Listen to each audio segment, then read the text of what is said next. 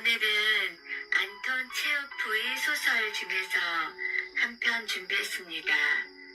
제목은 개를 데리고 다니는 여인입니다.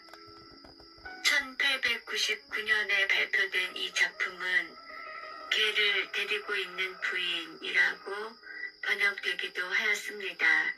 매우 짧은 이야기 속에 함축성 있는 인생의 단편이 깃들여져 있는 작품으로 다양한 소재를 통해 진실한 인생이란 무엇인가를 끈질기게 추구해온 작가의 인생관을 엿볼 수 있습니다. 이 작품은 각자의 가정이 있는 남녀의 사랑에 관한 이야기입니다. 그들은 지금껏 유지되어 온 자신들의 생활을 버리지도 뒤늦게 찾아온 사랑을 버리지도 않는다. 남자 주인공인 크로프는 그 사랑이 영원하지 않을 것을 알고 있음에도 불구하고 개를 데리고 다니는 여인 안나에 대한 열정을 있는 그대로 받아들여 또 하나의 생활로 정립시킨다. 이것은 인생을 살아가며 찾아온 하나의 현상을 과장되지 않은 몸짓으로 순응하는 모습이다. 체호프는 톨스토이의 안나 카레니나에서 안나가 죽음에 이르게 되는 비극에 대한 반발 심리로 이 소설의 여주인공을 안나라고 이름 지었다고 한다. 안나는 혼란과 격정 속에서도 스스로 비극이나 파괴를 자초하지 않는다. 그들의 사랑은 비극도 희극도 아닌 어차피 거부할 수 없는 현실인 것이다. 그래서 그들의 선택이 현명한지 어리석은지 도덕적인지 아닌지 혹은 그들이 앞으로 행복할 것인지 불행할 것인지에 대한 그 어떤 결론이나 힌트도 없이 이 소설은 마무리된다. 이 작품은 위선과 자기 기만으로 가득 찬 결혼 생활과 도시 생활의 공허함을 주제로 다룬 수작이다. 타성에 젖어 살아가는 많은 사람들에게 인생의 진정한 의미가 무엇인가를 깊이 생각하게 하며 특히 섬세한 심리 묘사와 완벽한 구성이 돋보여 안톤 체호프의 대표적인 단편으로 평가받고 있다. 작품 속으로 들어가 보겠습니다. 개를 데리고 다니는 여인. 해안길에 새로운 얼굴이 나타났다는 소문이 나돌기 시작했다. 개를 데리고 다니는 여인이 바로 그 소문의 주인공이었다. 얄타에 온 지 벌써 2주일이나 되어 이젠 이 고장에도 익숙한 드미트리 드미트리치 크로프는 남들처럼 새로 나타난 인물에 대해 흥미를 느끼게 되었다. 베르네 찻집에 앉아있으면 작달막한 키에 베레모를 쓴 금발의 젊은 부인이 해안길을 거닐고 있는 것이 보였다. 흰 스피츠 한 마리가 그녀의 뒤를 쫓고 있었다. 크로프는 그 후에도 공원이나 사거리 광장에서 하루에도 몇 번씩 그 부인과 마주쳤다. 그녀는 언제나 똑같은 베레모를 쓰고 흰 스피츠를 데리고 산책을 했다. 그녀가 누구인지 아는 사람은 아무도 없었다. 그래서 사람들은 그녀를 개를 데리고 다니는 여인이라고 불렀다. 남편도 친지도 동반하지 않고 혼자 이곳에 와 있는 여자라면 한번 사귀어 볼만 하겠군 하고 크로프는 생각했다. 그는 아직 40도 안 되었으나 이미 12살 난 딸과 중학교에 다니는 두 아들이 있었다. 그는 대학교 2학년 때 결혼했는데 이제는 아내 쪽이 그보다 한 배 반은 더 늙어 보였다. 그의 아내는 눈썹이 짙고 키가 큰 여자로 직설적이고 거만하며 스스로 지적인 여자라고 자처하고 있었다. 그녀는 책도 많이 읽었고 멋부린 새 철자법에 따라 남편을 부를 때도 드미트리라 하지 않고 디미트리라 불렀지만 그는 자기 아내를 경박하고 마음이 좁으며 촌스럽다고 여겨 집안에 붙어 있으려 하지 않았다. 그는 이미 오래전부터 그녀를 배신하기 시작했으며 여러 여자들과 깊은 관계를 맺었다. 그래서인지 여자에 대해서는 거의 언제나 나쁘게 말했고 자기가 있는 자리에서 여자 얘기가 나오면 그는 이렇게 비하하곤 했다. 여자한테 아부하고. 저급한 인종이지요. 그는 여자 때문에 쓰디쓴 경험을 많이 겪었기 때문에 여자를 아무렇게나 불러도 괜찮다고 생각하고 있는 듯 하였으나 막상 그 저급한 인종이 없으면 단 이틀도 살 수 없었을 것이다. 한심한 놈. 그는 남자들 사이에서는 지루해하며 말수도 적어졌고 냉정한 태도를 취했지만 여자들 사이에 끼기만 하면 스스로 해방감을 느꼈고 무슨 말을 하고 어떻게 처신해야 할지를 잘 알고 있었다. 아니, 여자와 함께 있으면 잠자코 있어도 마음이 편했다.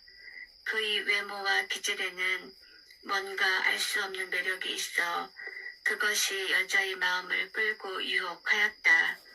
그도 그것을 알고 있었으며 그 자신도 역시 어떤 힘에 의해서 여자들에게 마음이 끌렸었다.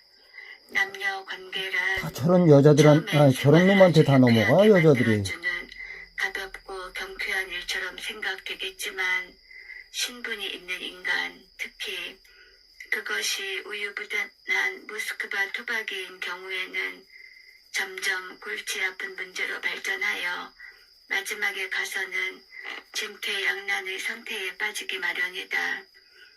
이것은 실제로 그가 몸소 겪은 많은 괴로운 경험을 통해서 오래전부터 느껴온 터였다. 그러나 뻔히 보이는데 매력적인 말이야. 여자와 또다시 만나게 되면 그러한 쓰디쓴 기억은 슬그머니 사라지고 생활의 의욕이 차차 머리를 쳐들어 세상 만사가 재미있고 아주 단순하기만 한 것으로 생각되는 것이었다. 치졸한 짐승이네 이 새끼. 그가 노천 식당에서 식사를 하고 있을 때 베레모를 쓴 그 여인이 옆 테이블에 자리를 잡기 위해 천천히 다가왔다. 안녕하세요. 써니 그러고 보니 그 홀쭉한 몸집이며 가느다란 구렛나룻, 약간 벗겨져 올라간 이마 등이 노예들에게서 흔히 볼 수 있는 비굴한 인상을 주는 것 같았다. 게다가 줄곧 아첨 섞인 미소를 입가에 띠고 단추 구멍에는 노예들의 번호 같은 배지를 달고 있었다. 첫 휴식 시간에 남편은 담배를 피우러 나가고 그녀만 좌석에 남아 있었다. 특별석에 앉아있던 프로프는 그녀 곁으로 다가가 억지로 웃음을 띠며 떨리는 목소리로 말했다. 안녕하셨습니까? 그를 보자 그녀는 얼굴이 청백해지며 또 한 번 자기 눈을 의심하듯 놀란 표정으로 그를 쳐다보고는 손에 들었던 부채와 오페라 글라스를 꽉 움켜 쥐었다. 기절이라도 할까봐 자기 자신을 억제하려고 애쓰는 게 분명했다. 두 사람 다 말이 없었다. 그녀는 그냥 앉아 있었고 그는 그녀의 당황에 놀라 옆자리에 앉을 생각도 못하고 그냥 서 있었다. 바이올린과 플루트가 화음을 맞추기 시작하자 그는 그 주위의 박수 사람들이 전부 자기를 바라보는 것 같은 생각이 들어 흠칫 놀랐다. 바로 그때 그녀가 자리에서 벌떡 일어나더니 빠른 걸음걸이로 복도 쪽을 향해 걸어 나갔다. 그도 그녀의 뒤를 따라 밖으로 나갔다. 그들은 복도와 계단을 한참 동안이나 오르내렸다. 그들의 눈앞에는 법복을 입은 사람들, 교사 복장을 한 사람들, 공무원 복장을 한 사람들이 쉴 새 없이 스쳐 지나갔다. 귀부인들의 모습과 옷걸이에 걸려있는 무피 코트가 어른거리는가 하면 담배 연기가 퍼지기도 하였다. 크로프는 두근거리는 가슴으로 이런 생각을 했다. 제기랄, 무슨 사람들이 이렇게 많담. 이 오케스트라는 또. 그 순간 갑자기 그날 저녁 때 역에서 안나 세르게의 문화를 전송하고 나서 이것으로 모든 게 끝이고 앞으로 다시는 서로 만날 수 없을 것이다 라고 스스로 되뇌었던 일이 생각났다. 하지만 끝나려면 아직도 멀었던 것이다. 입석 입구라는 글씨가 씌어져 있는 좁고 어두운 층계에서 그녀는 걸음을 멈췄다. 사람을 이렇게 놀라게 하는 법이 어디 있어요? 하고 그녀는 창백한 얼굴로 힘겹게 숨을 내쉬며 말했다. 어찌나 놀랐던지 하마터면 죽을 뻔했어요. 대체 왜 오신 거죠? 왜? 내 마음을 이해해 주시오. 안나, 내 마음을. 하고 그는 낮은 목소리로 급히 말했다. 제발 이해해 주시오. 그녀는 공포와 애원과 애정이 뒤섞인 눈으로 그를 바라보았다. 그의 모습을 좀 더 확실히 기억해 새겨두려는 듯이 그를 뚫어지게 바라보는 것이었다. 나도 무척 괴로웠어요. 그녀는 그의 말을 들으려고도 하지 않고 자기 말만 계속했다. 저는 언제나 당신만 생각하고 있었어요. 당신 생각을 하는 것으로만 살아왔어요. 하지만 어떻게 해서든 잊으려고 했는데 왜 찾아오셨냐고요.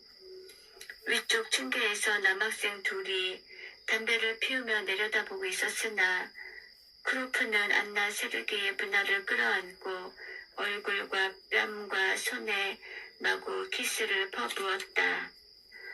무슨 짓을 하는 거예요? 무슨 짓을? 하고 그녀는 크로프를 떠다밀며 깜짝하게 안 검사의 때려? 목소리로 말했다. 말로 해 그걸?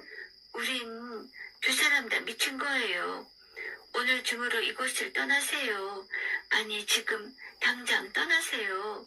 간절히 부탁드리는 거예요. 저기 사람들이 와요. 밑에서 누가 계단을 올라오고 있었다. 당신은 떠나야만 해요. 하고 안나 세르게의 문화는 귓속말로 속삭였다. 아시겠죠? 드미트리치, 내가 모스크바로 당신을 찾아가겠어요. 나는 하루도 행복한 날이 없었고 그것은 현재도 미래도 마찬가지일 거예요. 절대로 행복하지 못할 거예요. 그러니 제발 더 이상 나를 괴롭히지 말아주세요. 내가 모스크바로 당신을 만나러 갈게요. 맹세해요. 지금은 헤어져요. 소중하고 사랑스러운 당신. 오늘은 이만 헤어지기로 해요. 네? 그녀는 그의 손을 쥔 다음 몇 번이나 뒤돌아보며 빠른 걸음으로 층계를 내려갔다. 그녀의 눈을 보며 그녀가 정말 행복하지 않았다는 것을 알 수 있을 것 같았다. 크로프는 잠시 동안 그 자리에 선 채 귀를 기울이고 있다가 주위가 조용해진 다음에 자기 외투를 찾아 입고 극장문을 나섰다. 안나 세르게의 분화는 모스크바로 그를 찾아왔다. 두세 달에 한 번씩 그녀는 대학의 부인과 교수한테 진찰을 받으러 간다는 구실을 붙여 SC를 떠났다. 남편은 반신반의했다. 그녀는 모스크바에 도착하면 슬라반스키 바자르 호텔에 숙소를 정하고 곧 크로프에게 빨간 모자를 쓴 심부름꾼을 보냈다. 그러면 크로프는 그녀를 만나러 오곤 했다. 모스크바에서 이와 같은 일을 눈치챈 사람은 아무도 없었다. 어느 겨울날 아침 역시 그런 방법으로 연락이 되어 그녀가 있는 호텔로 걸어가고 있었다. 전날 저녁 심부름꾼이 왔으나 그때 그는 집에 없었다. 그는 딸아이를 학교에까지 데려다 주려고 새하얀 눈송이가 펑펑 쏟아지는 길을 함께 걸어가고 있는 중이었다. 오늘 아침은 영상 3도였는데도 이렇게 눈이 내리는 이유가 뭔지 아니? 하고 크로프는 딸에게 말했다. 따뜻한 와, 건 그런 난 자기 딸을 표면이고 만나서 이런 대기 얘기를 해? 상층의 기온은 그보다 훨씬 서울놈이네. 낮기 때문이란다. 아빠, 저런 놈은 안 되죠, 그럼 잘. 겨울엔 왜 천둥 소리가 나지 않나요? 그는 설명해 주었다. 그런 말을 하면서 그는 다른 것을 생각하고 있었다. 지금 자기가 이렇게 그녀를 만나러 가는 것을 아는 사람은 아무도 없다. 앞으로도 아는 사람은 없을 것이다. 그에게는 두 가지 생활이 있었다. 하나는 그것을 보거나 알고 싶어하는 사람 누구에게나 보여줄 수도 소설이 아니라 알려줄 수도 있는 생활, 즉 조건부의 진실과 조건부의 허위로 가득 찬 생활이었다. 그것은 그의 친지나 친구들의 생활과 아주 흡사했다. 또 하나는 은밀하게 누리는 생활이다. 그것은 이상하고 우연하게 얽혀 그에게 더할 수 없이 소중하고 흥미있는 것, 그에 대해서는 그가 진심을 다 바칠 수 있고 자신을 기만하지 않아도 되며 이를테면 그의 생활의 핵심을 이루고 있는 것으로 남의 눈을 피해 몰래 행해지는 것이다. 한편 진실을 숨기기 위해 사용하고 있는 허위와 가십의 생활, 예를 들면 은행일이라든가 클럽에서의 토론, 저급한 인종인 아내와의 연회 참석 등은 모두 공개적인 생활에 포함되는 것이었다. 그래서 그는 자기 자신을 기준으로 하여 남을 판단하여 눈에 보이는 것은 아무것도 믿지 않았고 사람은 누구나 밤의 장막 같은 비밀 속에서 영유이 되는 가장 흥미있는 진짜 생활이 있는 법이라고 생각하게 되었다. 개개인의 생활은 비밀 덕분에 유지되며 아마도 교양 있는 자들이 사생활의 비밀을 존중하라고 핏대를 올리는 것도 그 때문인지도 모를 일이었다. 딸을 학교까지 데려다주고 크로프는 슬라반스키 바자르 호텔로 향했다. 그는 아래층에서 외투를 벗고 위층으로 올라가서 조용히 방문을 두드렸다. 안나 세르게의 분화는 그가 좋아하는 회색 옷을 입고 너도 여행에 걔를 데리고 지친 창백한 다녀라. 얼굴로 전날 저녁부터 그를 기다리고 있었다. 그를 본 그녀는 웃으려고도 하지 않고 그가 방으로 들어서자마자 그의 가슴에 매달렸다. 마치 2년 정도나 못 만났던 연인들처럼 그들의 키스는 길고 길었다. 어떻게 지냈소? 하고 그가 물었다. 별일은 없었어? 잠깐만요. 곧 말씀드릴게요. 아니 잠깐만요. 그녀는 오늘아 말을 할 수가 없었다. 키스는 다 하고 나서 그에게서 잠깐만요. 얼굴을 돌린 채 손수건을 눈으로 가져갔다. 울게 내버려 두자. 여기 앉아 기다리면 돼. 이렇게 생각하며 그는 안락의자에 앉았다. 잠시 후 그는 벨을 눌러 차를 가져오도록 했다. 그가 차를 마시고 있는 동안 그녀는 줄곧 창문 쪽으로 얼굴을 돌리고 서 있었다.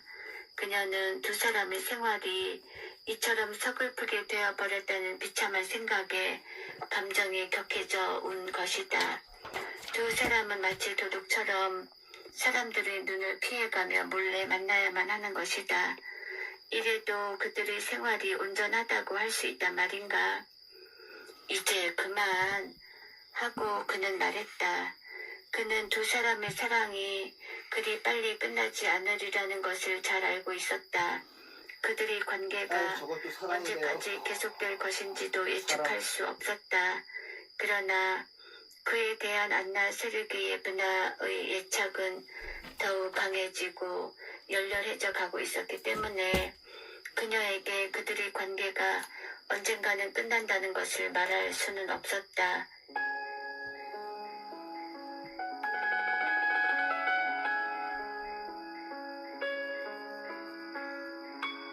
안톤 체호프의 개를 데리고 다니는 여인이었습니다.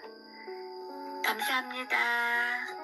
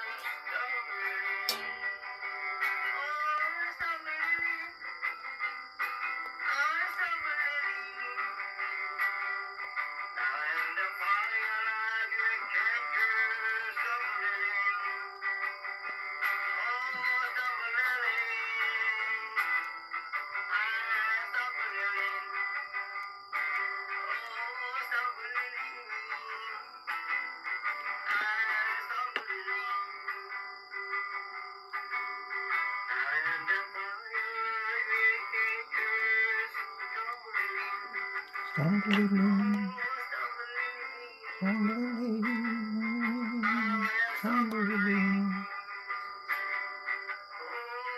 unbelieving, unbelieving.